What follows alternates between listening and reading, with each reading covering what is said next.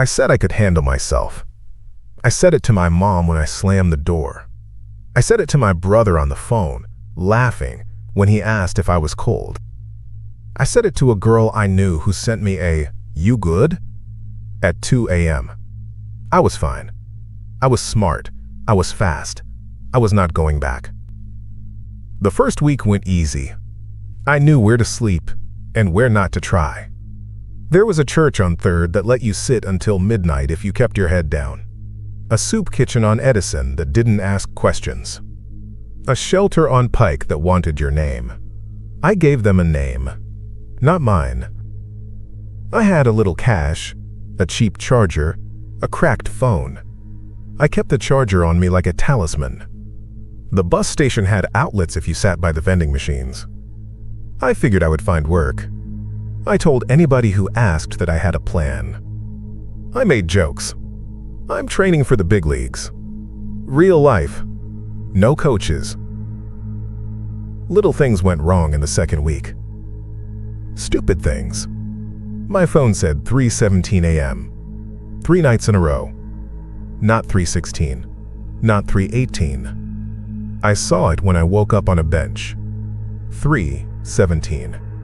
I laughed about it and took a screenshot to send to my brother. The date on the screenshot said January 1st, 1970. I didn't think haunted. I thought my phone was cheap.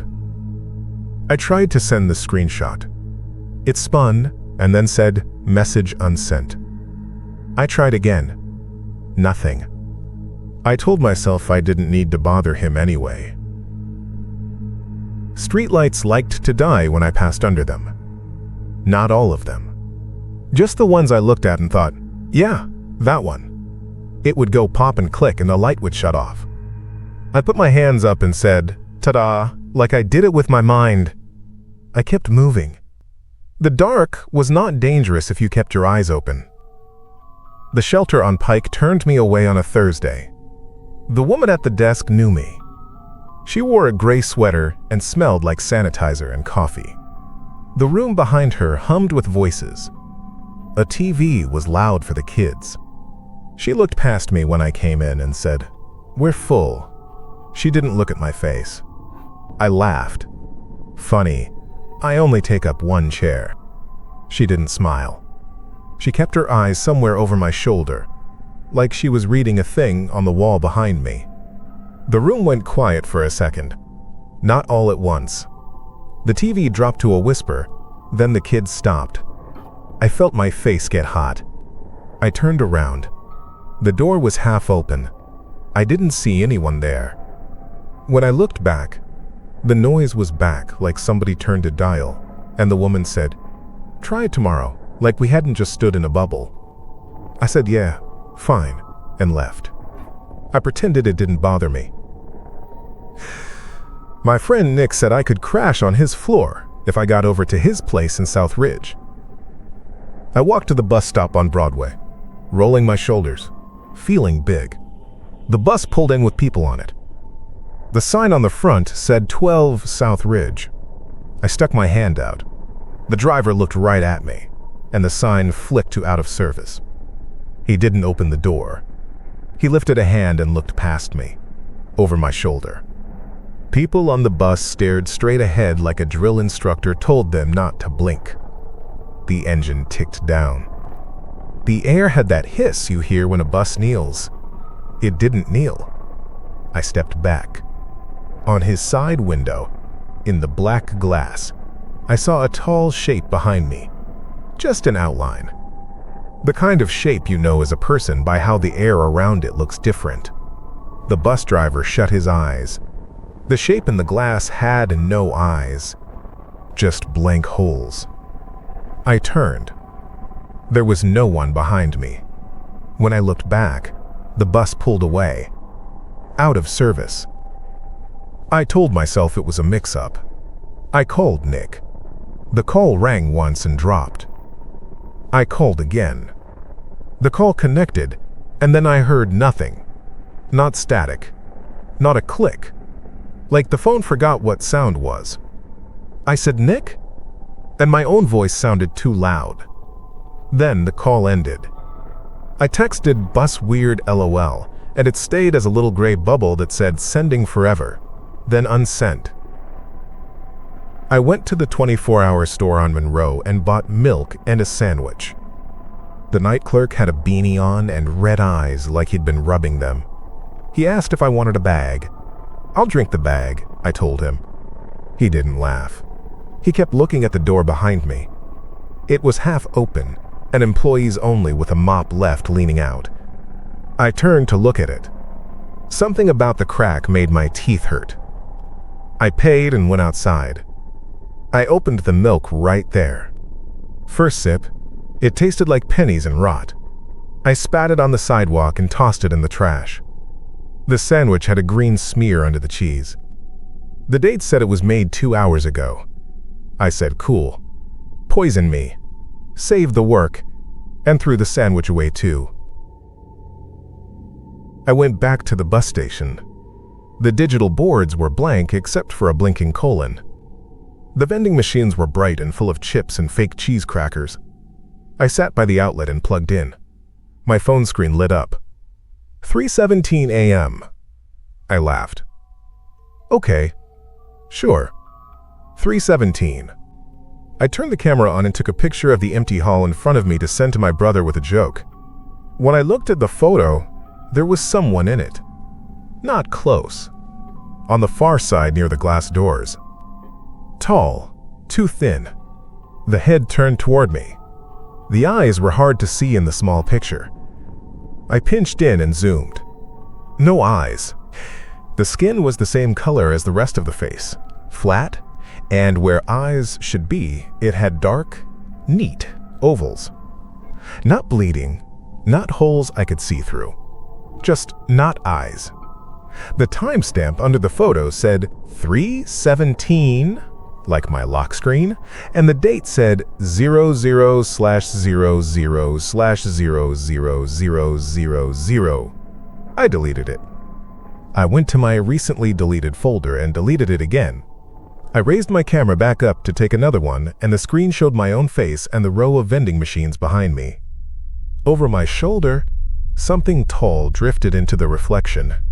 I dropped the phone. It clacked and buzzed on the tile. It got harder to laugh after that. I didn't go home. I didn't go to my mom. That would have meant I was scared. That would have meant I lied when I said I was good. I kept moving. Diner, park, back to Monroe, back to Pike. The night stretched and folded. I saw 3:17 on bus shelters, on clocks in drugstores, on a flyer outside a tattoo place. Every time I blinked it, I told myself it was coincidence, and my brain kept it for me like a trick. The next day, the shelter let people in. Not me. The same woman looked past me and said, "We're not a good fit." Like we had a wage dispute. A man behind me coughed and went silent halfway, like somebody paused him. I felt a cold brush on my neck, like air moving without a fan. I turned and saw the hall behind me empty except for a mop bucket and a door half open. I said, "Seriously?" My voice cracked. The woman at the desk kept not looking at me. Her lips moved. There was no sound. Then her voice came back, mid-sentence. "Another place across town you could try," she said, like we were mid-conversation. I went where she said. It was locked. The door had a taut little chain on it that showed a dark line in the metal where it rubbed. The sign in the window said open, but the place was dark. I pulled, and the door moved half an inch and hit the chain, and it was still a half-open door that I couldn't walk through. I went to the train. I thought, I don't need a bus. Train goes where it wants. The board said next train 3 minimum. Then it said delay. Then it went blank. The woman on the bench next to me was on a call. She laughed at something the person said, and then she stopped laughing and moved her mouth and there was nothing. She frowned at her phone and pressed it to her ear. Her mouth kept moving. No sound. A reflection slid over the glass of the platform as if something walked past behind us. I stood. My breath sounded too loud. The train didn't come. I called 911. The call connected. I heard a woman say, 911, what is your emergency? And then I heard the line drop into that same empty nothing. I shouted, hello? Hello? And my own voice came back at me in the glass, tight and fast. The timer on the call stayed at 001, 001, 001. It didn't move. I hung up. I called again. It went straight to nothing. I gave up on the train. I walked. Streetlights clicked off as I got near them. My shadow did a jitter thing in the corner of my eye and then was gone. Cars slowed and then sped up when I raised my hand. A taxi that had its light on pulled up, and I reached for the handle, and the driver locked the doors. He looked at me and then he looked over my shoulder, and his face changed, like he smelled gas. He shook his head, small, like he couldn't help it. He said something I couldn't hear. His lips said, no. The meter ticked up while he sat there not giving me the ride. He drove off with his light still on. I thought of going home for the first time. I pictured my mom's porch. I pictured her face. I pictured this thing standing behind me while she opened the door and the look she would have, the look the bus driver had, that tight, held breath look. I didn't want to see it on her. I didn't want her to stop mid-sentence and go blank and never talk to me again. I told myself I was protecting her, like I always told myself I was doing the right thing, even when I ran. I went into a crowded place to feel normal. I picked the diner on Lincoln. It was the kind with orange booths and a jukebox on the wall that didn't take cash. I slid into a booth and ordered coffee I couldn't pay for yet. I told the waitress I'd get cash from the ATM after. She rolled her eyes and said, fine. She left. People were loud. Forks and plates. The TV ran a game in the corner. It felt like a blanket. I breathed right for the first time in a day. Oh. Then the door banged. Not like a loud bang. Like it bumped into something. The movement was small. The bell above it didn't ring. Every person in the diner shut up at the same second. The TV didn't have sound. The cook froze at the grill with his spatula midair. You know how you can hear a place even when it's quiet? Chairs move. Air vents hum. There was none of that. There was nothing. The jukebox screen went black. I didn't turn my head fast. I turned slow, like turning my head too quick would make it worse. The door was half open. Something tall stood just inside. I didn't see a face. It tilted its head like it was curious, and both ovals where eyes should have been showed a flat dark. It was like looking at two deep coins pressed into clay. I slid out of the booth with my knees bent, like I was going to the bathroom and didn't want to bother anyone. No one moved. I kept my eyes on the floor and walked to the back. The bathroom door was half open. I couldn't go in. I turned instead and went out the side exit that cooks used to smoke. When the door closed behind me, the noise of the diner came back in one slap. Forks. Voices. A laugh. A swear. The jukebox flashed. I stood in the alley and my hands shook. I had a couple of numbers in my phone. People I knew from the jobs I picked up. Kids who hung around the station. I called them, one by one. Call failed. Call failed. Voicemail that recorded my breathing and then cut off. I tried to send a voice message because sometimes those go through when texts don't. The little blue line filled, and then a red exclamation point popped up and said not delivered. I tried again. Nothing. The sun went down like a light. It didn't feel like evening. It felt like the day broke and the pieces fell into the dark. I walked back to the bus station because I didn't know where else to go. I told myself there were cameras there, and lights, and people. I told myself I was dumb for being scared. I told myself I could handle this, like it was a job you handle by clocking in. I kept saying it in my head, I could handle myself. I could handle myself. Inside the station, the boards were blank. The ticket windows were closed. There was a janitor by the bathrooms, mopping. He had earbuds in. You could tell by the way he moved his head. A woman sat on a bench with 3 bags at her feet. She was talking to herself. The vending machine by the wall gave a metal clunk and changed the light it had around the selection buttons from green to dead. I sat down under the camera that points at the doors. I took my phone out. 3:17 a.m. Glowing soft blue. Battery at 17%. I plugged the charger in anyway. The outlet didn't give me any charge. The little lightning bolt flickered and went away. The janitor's earbuds fell out of his ears at the same time, both of them, and dangled on his chest. He didn't notice. He stood very still with the mop in the bucket. The woman on the bench stopped moving her mouth. The rolling wheel on one of her bags stopped spinning mid-squeak. I heard that nothing again. The sound of nothing is not easy to write. It felt like someone held their hand over my mouth. You know how your own ears ring a little? Always?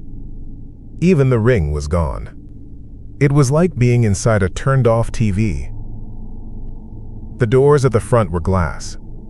I saw us in them, reflected, small. I saw the empty hall and the rows of seats, and the gray sheen on the floor, and in the glass on the left side I saw him. It, the tall shape, thin coat hanging straight, hands by its sides like it never learned what to do with them. It stood in the reflection exactly where the People with Packages poster was on the opposite wall. Its head turned to me. No eyes. The ovals were neat, not ragged. The skin was smooth. The mouth was a line, closed. It didn't smile. The room pressed in, tight. My chest hurt. I stood up. The seat creaked. I said, out loud, "Okay. Okay." My voice died at the edge of my teeth. I walked to the side hall that leads to the staff door, past the coin lockers. My shoes made no sound on the tile. Every door I passed was half open, not wide, just a hand's width.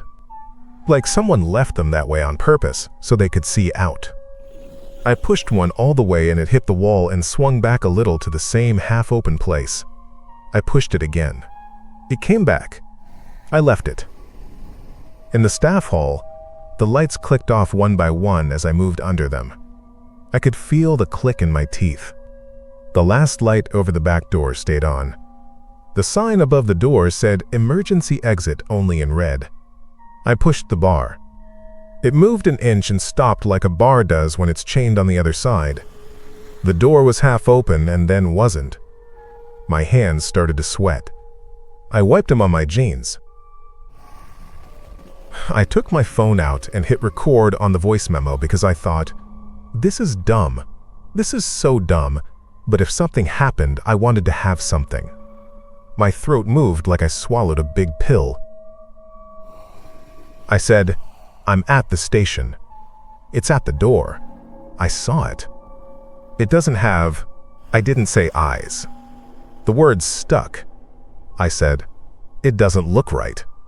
My own voice sounded like a stranger. Something moved in the reflection of the little porthole window on the staff door. Not me. Not my movement. I lifted the phone and the screen lit my face and the skin looked gray. The time was 3:17. The date was 00/00. Battery at 1%. That part got to me. The battery number. I started to laugh a little. It sounded like I was choking. Funny, I said. Like anyone was going to think it was funny. Behind me, the hall got tight with a shape. Not touching me. Not close enough to feel breath. Just behind enough that my neck thought there was breath there. I turned without wanting to. I couldn't help it. The lights over the hall flicked off until the last one above me went black. The lights in the main room stayed on. I could see into it through the gap. The janitor stood there fixed like a picture. The woman had her hand on her bag strap. Her hand didn't move. It was in front of me then, not the way somebody walks up. 1 second the hall was empty. The next second it wasn't empty. He was there. I could see him because of the light from the main room. He blocked most of it. He didn't lean. He didn't reach. He stood so close that I could see the texture of the skin on his face. It looked like wet paper. The ovals where the eyes should be were so flat and so dark that my brain told me it was seeing through into a room with the lights off, and the room was inside his head. There was nothing to look at. My gaze kept sliding off. That was the worst part. Not that it was wrong, that there was nothing to put my mind on. It felt like falling with my eyes. I said, "What do you want?" It sounded like I whispered from far away. It didn't answer. It didn't move. The hall around us pressed in until my ears popped without sound. My chest got tight. It wasn't like being strangled. Nothing touched my throat. It was like the air made itself hard, and I had to push to get a breath. I pushed. My heart did a weird two-step, and then one big thud that went heavy up into my jaw. The phone slid in my hand. I scraped my knuckles on the door. I thought of my mom. Not like a movie. Just her hand on the back of my head when I was little, weighing nothing. I thought of my brother telling me to text him when I got wherever I was going. I thought of the bus sign flipping from South Ridge to out of service and the driver not looking at me. I thought I was such an idiot. I thought I should have shut up. The thing lifted its hand. The fingers were long. The nails were flat and clean. It put the tips of 2 fingers on the center of my chest, like a doctor might. Not hard. Not enough to bruise. My heart pushed once more like it wanted to go, and then it didn't. The world didn't go black. It went quiet. My throat worked with no air. I felt my mouth open and close. I thought, say something. Say anything. I didn't. I slid down the door and sat on the floor. The phone hit my knee, then the tile. The screen lit my shoe. 3:17. The door above me had the push bar with the paint rubbed thin where people's hands always hit the same spot. The thing leaned down. It didn't bend right. It tipped from the hips like a board. The no eyes were a breath away. I smelled nothing. No dust. No air. Nothing. The janitor in the other room stood with his mop in the bucket. The woman had her hand on the strap. I waited for pain. It didn't hurt. My chest just stopped. My mouth moved like I was still trying to say, I can handle it. I couldn't. I set my hand on the floor because I was tired of holding it up. The tile was cold and gritty under my palm. My last thought was stupid and small. It was that the sign in the front still said out of service. Then I felt the floor against my cheek and I was done.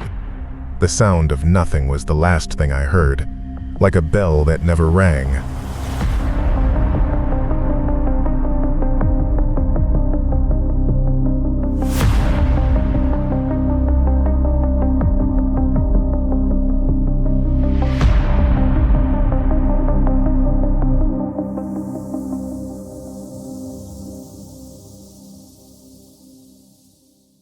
I hope you enjoyed that one. Sometimes these stories stay with you longer than you expect. If you'd like to hear more, subscribe for the next night's story. Like the video if you enjoyed it, and maybe watch another before the lights go out. See you in the next one.